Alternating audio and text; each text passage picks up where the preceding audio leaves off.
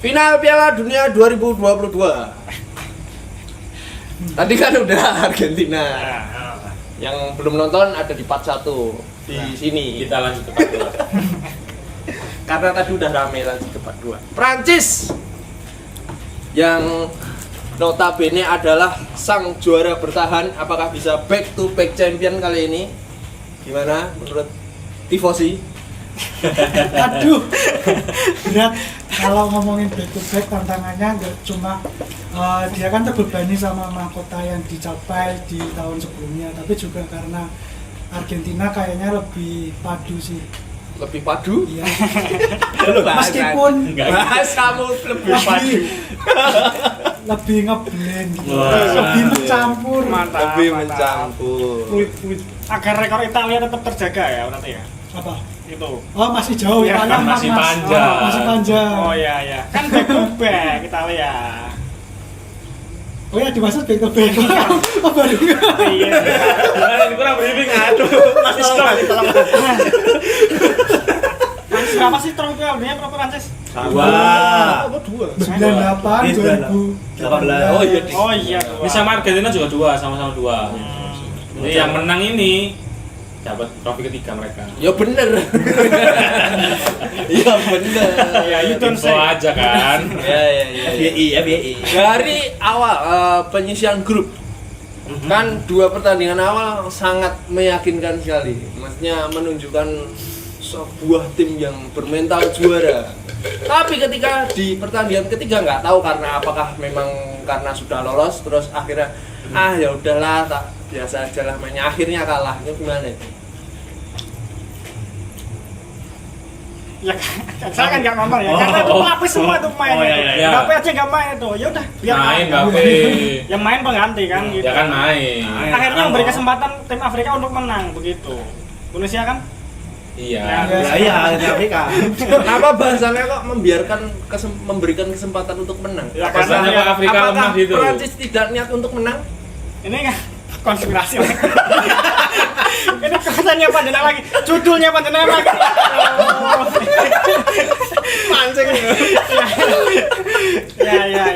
Mancing Nggak perkara ada banget tim yang nih. sengaja untuk kalah ya, tapi sengaja memberikan kesempatan pada pemain pelapis sehingga pemain utamanya siap untuk laga yang kena yang kalah tersingkir begitu. Berarti kan cerdik itu Deschamps. Ya, Desa memang kalau dilihat dari sejak penyisian grup bisa mematahkan kutukan juara bertahan ya yang selama ini kita tahu kalau juara bertahan di Piala Dunia itu mesti langsung gugur di babak penyisian grup. Tapi Prancis arahannya Deschamps ini bisa mematahkan kutukan itu. Nah, sejatinya kalau dilihat ditarik ulur memang tim Prancis ini bisa dilihat kalau timnas Prancis memang sebagai tim yang juara. Dari 2018 sendiri bisa dilihat mereka sukses dengan trofi Piala Dunia kedua. Yes. Kemudian di tahun 2021 dengan adanya Benzema yang kembali ke skuad bisa meraih gelar UEFA Nation League. Jadi bisa dibuktikan bahwa skuad yang dibawa oleh Deschamps sendiri memang sudah bersiapkan menjadi skuad juara dan itu pun tidak banyak berubah seperti di Piala 2018. Masih ada yang bertahankan seperti Griezmann, ini terutama Griezmann ya. Lalu ada Rafael Varane, walaupun juga tidak ada Pogba dan juga Kante, tetapi sudah menemukan pengganti yang pas nih. Dalam diri ada namanya Tchouaméni, terus ada juga bek bernama Dayot Upamecano, terus juga Bukan back Bayangkara FC ya? siapa? Dayat. Kayak ngarang diam. Makanya gelek kamu. Oh, Kenapa benar? Masih di Bayangkara FC itu di mana ya? Lupa aku lah. Ya lanjut. dan juga ada Mbappe, terus Dembele kayaknya dipanggil nggak sih? Dembele. Oh, semuanya tim Main. kan Cuman nggak sesering sekarang. Nah itu skuadnya sudah dari 18. Deschamps sudah melihat potensi-potensi dan juga nggak terlalu banyak merubah wajah di skuadnya, jadi memang timnas Prancis ini bisa kelihatan bahwa sudah dipersiapkan untuk bisa mempertahankan gelar Piala Dunia di 2022. Oke. Berarti proyek ya berarti kan. Ini proyeknya kan berlanjut terus berarti sejak dari 2018 dan akhirnya sampai ke final lagi di 2022. Lanjut ke babak apa setelah babak grup? babak grup. 16. 16 besar. 16 besar. Ketemu dengan Ayo. Saya inginnya Inggris. Inggris perempat final dong. Saya lupa aku malah. Langsung bahasa Inggris aja. Ya nggak bisa. Nggak bisa, ketemu siapa? Kan nggak lolos 16 besar nggak mungkin ketemu Inggris dong. anu Polandia. Polandia. Polandia. Ya gimana itu pertandingannya? Apakah sudah mencerminkan sebagai finalis 2022 ini? Itu kan menang berapa toh? 3-1. Oh, menangnya juga lumayan gede 3-1. Itu juga ada kontroversi penalti dibilang ya nggak salah ya dari Lewandowski. Dari Polandia. Yang diulang Polandianya. Polandianya. Kenapa kok itu diulang? Alasannya apa? Wasitnya. Apa ya? Lihat VAR apa ya? Gara-gara VAR sih kalau itu. Makanya diulang. Tapi kalau dari segi permainan sebetulnya Prancis sama Polandia ini kayaknya seimbang ya, karena sesama negara Eropa sering ketemu jadi tahu kekuatan masing-masing. Cuman lebih unggul Prancis lah ya dari segi kualitas pemain yang ada. Tapi ya itu tadi Polandia kan kalau nggak salah baru pertama kali lolos ke babak gugur ya. Jadi itu Kaget mungkin. Kaget. Ketemunya Prancis lagi. Langsung ketemu secara bertahan. Tapi Ya. itu kayak laga bukan kejutan sih. Pemanasan ya sebenarnya. Pemanasan Prancis. Pemanasan untuk Prancis. Di fase gugur karena sebagai juara bertahan dengan status tim pertama juga yang berhasil lolos dengan 2 pertandingan langsung kan hitungannya, terus bisa mematahkan kutukan juara bertahan Piala Dunia, otomatis juga itu juga membawa beban tersendiri bagi Prancis ya yang termotivasi untuk bisa juara lagi. Oke. Sekarang Inggris. Nah, gimana Inggris? Ayo, coach. Namanya Inggris. Kuci. Inggris kan tidak beruntung itu ya. Tidak beruntung lagi. Kalau tadi kalau tim yang lain beruntung, yang ini tidak beruntung. Kok tidak beruntung dari mana sampai Inggris dapat 2 penalti gitu loh. Harusnya 4 penalti harusnya. Coba Coba Ini nggak boleh subjektif loh ya ini. Ini nggak bisa sebagai itu karena kamu dukung Inggris nggak bisa loh. nggak apa-apa. Karena juga opini pribadi. Siap. Yang dibully juga Di dia. babak pertama, Oke. Inggris Harry Kane dapat bola dari Saka kalau nggak salah ke dalam kotak penalti. Si Harry Kane-nya itu kan udah ngelewatin si Dayot Upamecano, ya. Iya. Terus dijoroke. Bahasa Indonesia dijatuhkan. Masih lihat VAR. Kalau itu wasitnya saya ya. Oh, Itu auto pelanggaran. Tapi padahal udah lihat VAR itu nggak pelanggaran itu gimana itu? Tapi Itu kan- harusnya penalti pertama itu. Apakah kalau melihat VAR itu harus pelanggaran? Ya, harusnya kan yang tadinya wasitnya tidak melihat, jadinya melihat. Nah itu padahal genah-genah. Jelas ada begini, ada kakinya dari belakang begini. Dan jatuh kan di dalam kotak penalti. Kalaupun nanti perdebatan di dalam atau di luar, tapi kan itu nggak di pelanggaran sama, nggak ditiup sama sekali. Wah, itu susah. Dan hampir yang lain, kehampiran yang lain. Itu Apa? kan penalti yang menit 82 itu. Nah itu Harry Kane lawannya temannya sendiri gol. Kalau itu masuk ya kan perpanjangan waktu. Kalau perpanjangan waktu terus ada penalti, terus bisa menang tuh Inggris. Harapanmu. Wah teorinya bagus juga ya. Ya pokoknya tuh dari segi permainan Inggris tuh kan wah udah nggak pakai 3 back lagi, 4 backnya sukses. Pokoknya secara permainan lebih berkembang Inggris. Prancis itu menyerang babak kedua cuma crossingnya Griezmann itu langsung gol. Berarti kan beruntung kan gitu kan. Gimana? Sedangkan Inggris wah Saya bisa menarik kesimpulan dari apa yang dijelaskan Mas Ula ini. Berarti Harry Kane mengalah. itu judulnya makanya. Tapi kok lucunya gini, Inggris tuh masih punya penendang penalti yang lain kok tetap Harry Kane. Nah, Golnya Inggris juga penalti kok kayaknya. Ya. dia memang. Karena kan potensi untuk nyetak gol lagi di kesempatan kedua itu biasanya mesti gagal, rata-rata gagal. Iya. Dan terbukti tendangannya kemana ya? Sekarang nggak tahu. Tapi memang rasio gol penalti yang dibuat oleh Harry Kane memang lebih baik dari pemain Inggris lainnya sih. Masalahnya itu 80% ke atas. Dan kalau itu gol itu baik memecahkan rekor Wayne Rooney itu. Sayangnya tidak jadi. Menyamai ya. Ini menyamai, ini sudah menyamai. Mungkin Harry Kane masih mengalah sama Wayne Rooney. Tapi memang kelihatan banget sih ketika laganya Inggris sama Prancis itu memang katanya ada sistem yang bernama anti Mbappe dan itu memang terbukti benar karena Mbappe sendiri tidak begitu kelihatan banget nih dikantongin Mbappe ya. Aduh. Sama siapa? Kyle Walker. Setahu saya itu cuma sekali aja momennya Mbappe bisa adu lari, tapi itu gagal. Di balik Mbappe tidak pernah menguasai bola, Ya. ada sistem yang bekerja. Ya. Begitu kan. Berarti pas Inggris lawan Prancis lebih bagusan pas mainnya Prancis lawan Polandia daripada Prancis lawan Inggris. Iya, dari betul. Prancis Lebih bagus gitu, dari Prancis dari gitu. Prancisnya gitu. Iya.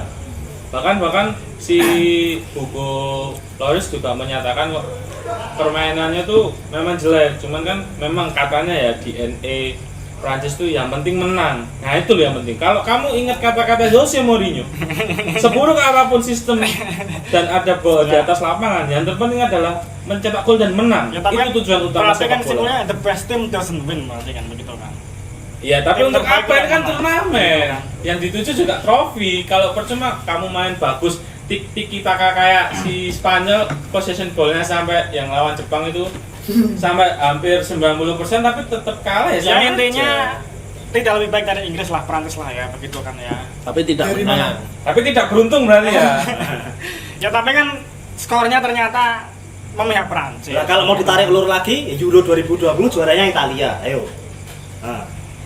Nah itu penalti, ada penalti itu. Ayo. Kan tidak beruntung juga. Ya semua kalau kalah ya tidak beruntung.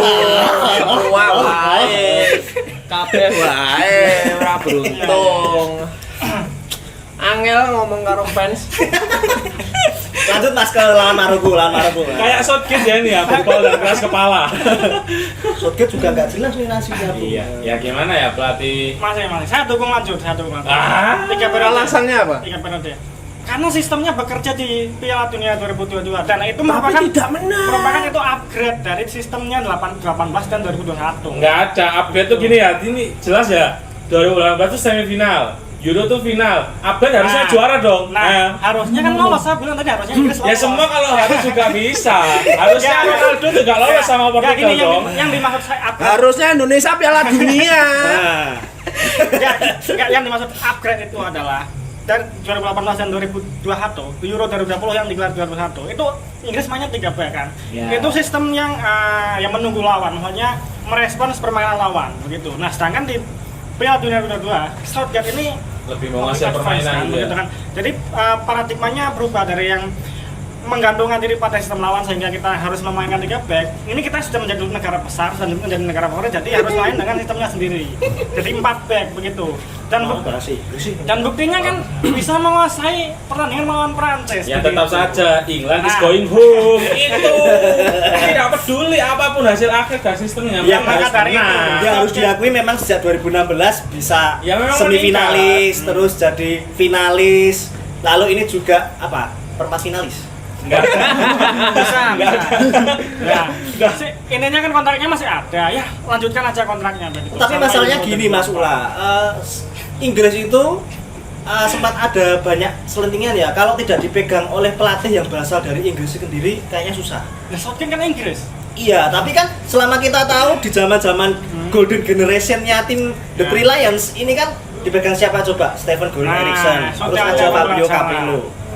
Saya ada pembelajaran, Hodgson. makanya Nah, Roy Hodgson Hodgson. Inggris, ya. Sama Lourdes aja pernah ngelatih Inggris tuh. Tapi hasilnya apa? Satu pertandingan tok.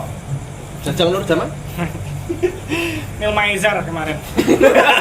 Saya ketemu Neil Maizer kemarin. Luis Milla juga kan? Luis Milla. Wah. Mau Thomas Doll juga nih Besok. Oke.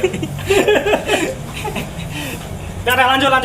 Fokus. Nah, kita Nah, kita tinggalkan Inggris, kita menuju ke semifinal aja ya. biarkan Prancis lawan Maroko nih.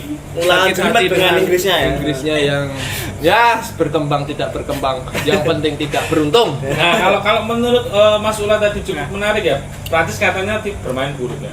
Sebenarnya lawan Maroko juga sama. Kalau nggak salah posisinya itu Maroko di akhir pertandingan mencapai 63%. Tembakannya juga kalah. Tembakannya juga kalah. Dominan banget kan dari segi permainan. Pertanda kalah lawan Argentina.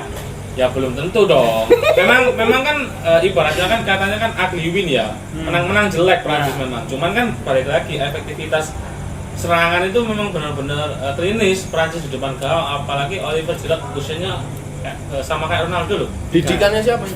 AC Milan. Oh enggak, didikannya Arsenal tuh. Grenoble.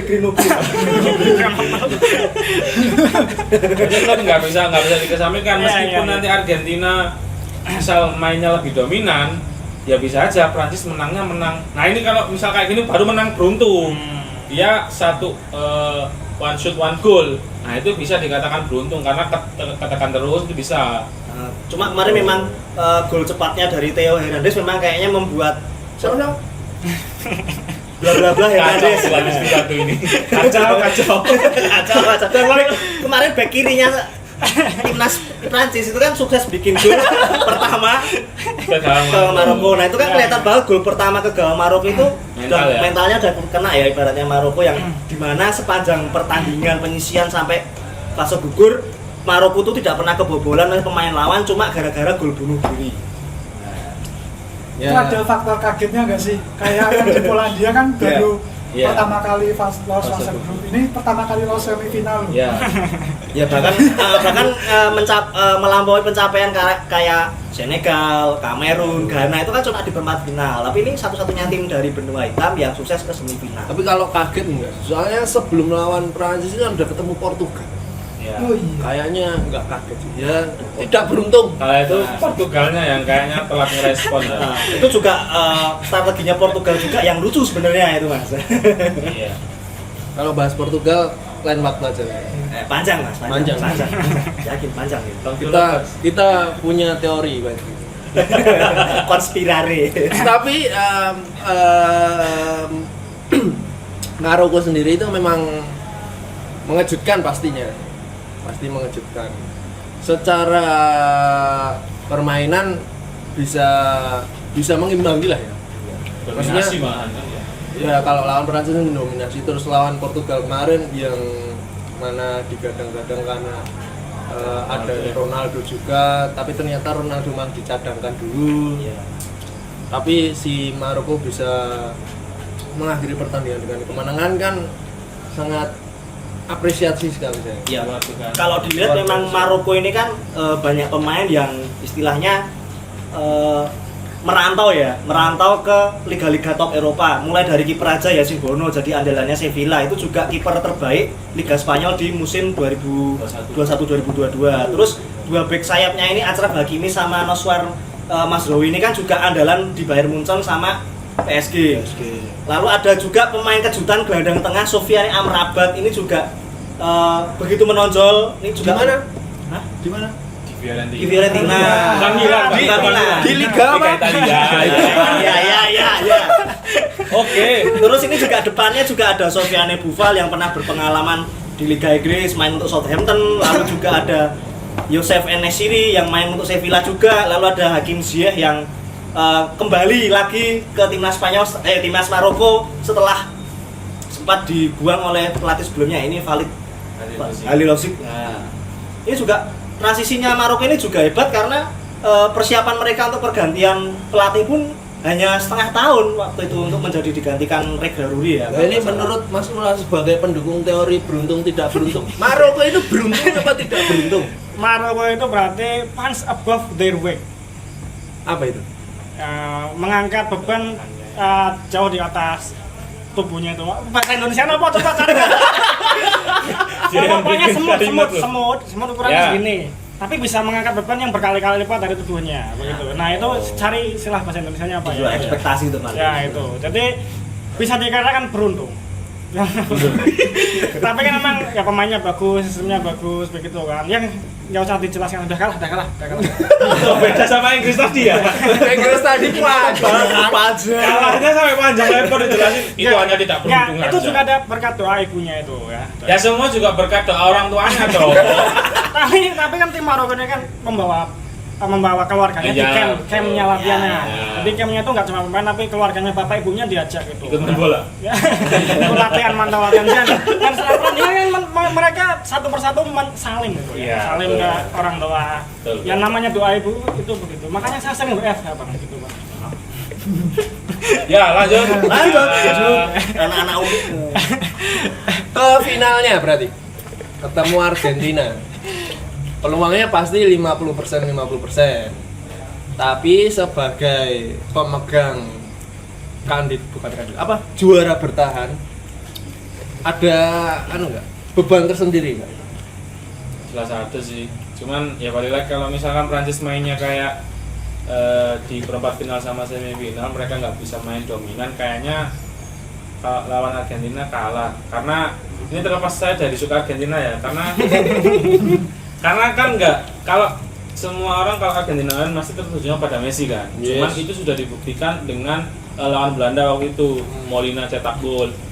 Kemudian ada Alvarez juga yang kalau ramainya di media sosial, ini adalah kesempatan kedua bagi Argentina dan Messi, karena di 2014 Higuain beberapa kali melewatkan peluang matang, padahal waktu itu dia kan lagi gacor-gacornya ya sama Napoli ya, jadi top scorer di Liga Italia.